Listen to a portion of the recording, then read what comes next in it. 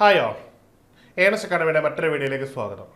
Computer science IT മേഖലയിലുള്ള ഉദ്യോഗാർത്ഥികളെ സംബന്ധിച്ചിടത്തോളം വളരെയധികം പ്രസ്റ്റീജിയസ് ആയിട്ടുള്ള ഒരു പോസ്റ്റാണ് assistant professor in computer science and engineering എന്ന് പറയുന്ന ഒരു തസ്തിക.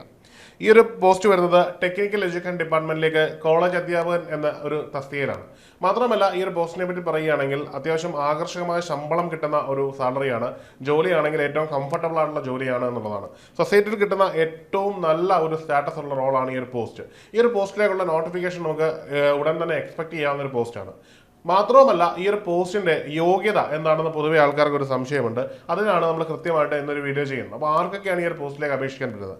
അടിസ്ഥാന യോഗ്യതയായിട്ട് പറയുന്നത് BE.BTech-ഉം ME M.Tech-ഉം 60% പാസ്സായിരിക്കണം എന്നുള്ളതാണ്. അതായത് BTech അല്ലെങ്കിൽ BA-യും അതുപോലെ തന്നെ M.Tech അല്ലെങ്കിൽ ME നിങ്ങൾ പാസ്സായിരിക്കുന്ന 60% മാർക്കോട് കൂടി ആയിരിക്കണം എന്നുള്ളതാണ്. അതായത് ഫസ്റ്റ് ക്ലാസ് ഡിഗ്രി നിങ്ങൾക്ക് ഉണ്ടായിരിക്കണം, അല്ലെങ്കിൽ ഫസ്റ്റ് ക്ലാസ് ഡിഗ്രിക്ക് തുല്യമായിട്ടുള്ള മാർക്ക്. അതായത് നേരത്തെ ഡിഗ്രിയിൽ നമുക്ക് കൃത്യമായിട്ട് ഫസ്റ്റ് ക്ലാസ് സെക്കൻഡ് ക്ലാസ് എന്നൊക്കെ നോട്ടിഫൈ ചെയ്യുന്നുണ്ട്. എന്നാൽ ഇപ്പോൾ അതില്ല, GPA ഒക്കെയാണ്. അതുകൊണ്ട് തന്നെ ഗ്രേഡ് മാർക്ക് ആയതുകൊണ്ട് തന്നെ നിങ്ങളുടെ മാർക്ക് അഗ്രഗേറ്റ് ചെയ്യുമ്പോൾ 60% കുറയാത്ത മാർക്ക് നിങ്ങൾക്ക് രണ്ടിനും നേടാൻ കഴിഞ്ഞിരിക്കണം എന്നത് ഒരു അടിസ്ഥാന യോഗ്യതയാണ്. ഈ ഒരു ശതമാനം മാർക്ക് ഉള്ളവർക്ക് മാത്രമേ ഈ ഒരു തസ്തികയ്ക്ക് അപേക്ഷിക്കാൻ കഴിയുകയുള്ളൂ എന്നുള്ളതാണ് അടിസ്ഥാനപരമായിട്ട് ഇതിൻ്റെ ഒരു പ്രധാനപ്പെട്ട കാരണം. ഇനിയും ഇവിടെ മനസ്സിലാക്കേണ്ടത് ഈ ഒരു പോസ്റ്റിലേക്ക് അപേക്ഷിക്കുവാൻ നിലവിൽ, അതായത് അവസാന നോട്ടിഫിക്കേഷനിൽ 20 വയസ്സ് മുതൽ 39 വയസ്സ് വരെയായിരുന്നു പറ്റിയിരുന്നത്. എന്നാൽ നിലവിലെ PSCയുടെ മാനദണ്ഡം അനുസരിച്ച് പ്രായത്തിൽ വലിയ മാറ്റം വന്നിട്ടുണ്ട്. അപ്പോൾ ഈ ഒരു പ്രായത്തിൽ 4 വയസ്സിന്റെ ഇളവ് എല്ലാവർക്കും, എല്ലാ കാറ്റഗറിക്കും ഉണ്ടാകുമെന്ന് വേണം നമ്മൾ കണക്കാക്കാൻ. അതായത് ജനറൽ കാറ്റഗറിക്ക് 39 വയസ്സ് എന്നുള്ളത് 4 വയസ്സ് കൂടി ഇളവ് ലഭിക്കാനുള്ള സാധ്യതയുണ്ട്. അതുപോലെ തന്നെ SC ST OBC വിഭാഗങ്ങൾക്കും അതിന്റെ ആനുപാതികമായിട്ടുള്ള ഇളവ് ലഭിക്കും. അതായത് 5 വർഷം ഇളവുള്ളത് കൊണ്ട് തന്നെ ഇതിന് ആനുപാതികമായിട്ടുള്ള അഡ്വാൻറ്റേജ് SCക്കും, 3 വർഷം ഇളവുള്ളത് കൊണ്ട് OBCക്ക് അതിന് ആനുപാതികമായിട്ടുള്ള ഇളവും ഇവിടെ ലഭിക്കും. അപ്പോൾ സ്വാഭാവികമായിട്ടും ഇനി വരുന്ന നോട്ടിഫിക്കേഷനിൽ ഈ പ്രായത്തിൽ വ്യക്തമായിട്ടുള്ള മാറ്റം ഉണ്ടാകും എന്ന് തന്നെ നമുക്ക് കണക്കാക്കാം. അതായത് അപ്പോൾ അതിൻ്റെ ഒരു ബെനിഫിറ്റ് നമുക്ക് കിട്ടുന്നതാണ്. അപ്പോൾ പ്രായത്തിൽ മാത്രമേ നമ്മൾ ഇതിലൊരു മാറ്റം പ്രതീക്ഷിക്കാനുള്ളൂ. യോഗ്യതയിൽ ഒരു മാറ്റം ഉണ്ടാകില്ല. 60% എന്നതൊരു മാൻഡേറ്ററി തന്നെയായിരിക്കും ഇനി വരുന്ന നോട്ടിഫിക്കേഷനിലും.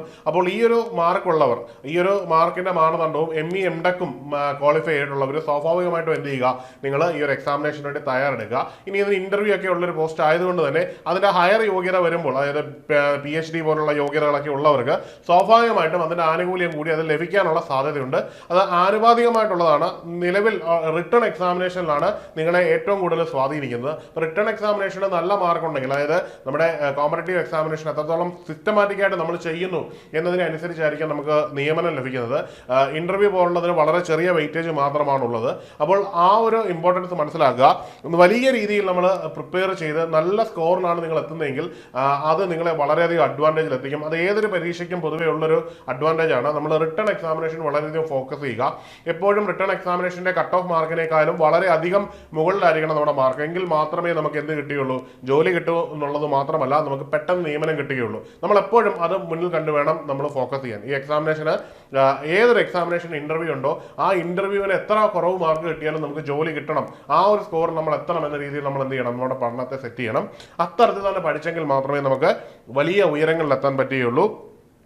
അതുകൊണ്ട് തന്നെ ഏണസ് അക്കാഡമിയിൽ BTech കമ്പ്യൂട്ടർ സയൻസുകാർക്ക്, പ്രത്യേകിച്ചും BTech M.Tech കഴിഞ്ഞവർക്ക്, ഈ ഒരു യോഗ്യതയുള്ളവർക്കായിട്ട് നമ്മൾ കോഴ്സ് സ്റ്റാർട്ട് ചെയ്തിരിക്കുകയാണ്.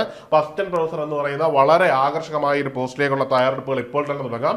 അതിനായിട്ട് നിങ്ങൾക്ക് ഏറ്റവും റിലയബിൾ ആയിട്ടുള്ള ഇൻസ്റ്റിറ്റ്യൂട്ട് എന്ന രീതിയിൽ ഏണസ് അക്കാഡമിയെ തന്നെ ഡിപ്പെൻഡ് ചെയ്യാം. നമ്മുടെ കോഴ്സുകൾ സിസ്റ്റമാറ്റിക് ആണ്, മെന്റർ സപ്പോർട്ടോടുകൂടി തരുന്ന ഒരു കോഴ്സാണ്. അതുകൊണ്ട് തന്നെ നിങ്ങൾക്ക് ഈ ഒരു എക്സാമിനേഷൻ അനായാസേന ക്രാക്ക് ചെയ്യാൻ കഴിയും. ഇതിനോടകം തന്നെ നിരവധി കമ്പ്യൂട്ടർ സയൻസ് എക്സാമിനേഷനുകളിൽ ഉന്നത റാങ്ക് ജേതാക്കളെയും അതുപോലെ തന്നെ വളരെ വലിയ നമ്പർ ഓഫ് കാൻഡിഡേറ്റ്സിനെ നമുക്ക് റാങ്ക് ലിസ്റ്റ് ഉൾപ്പെടുത്താൻ കഴിഞ്ഞിട്ടുണ്ട്.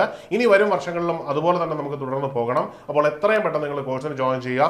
കോഴ്സിന് ജോയിൻ ചെയ്യുന്നതിനും കോഴ്സിന്റെ വിശദങ്ങൾ അറിയുന്നതിനും താഴെ നൽകിയിരിക്കുന്ന ഗൂഗിൾ ഫോം ഫില്ല് ചെയ്യാവുന്നതാണ്, അല്ലെങ്കിൽ ഈ കാണുന്ന നമ്പറിൽ ബന്ധപ്പെടാവുന്നതാണ്.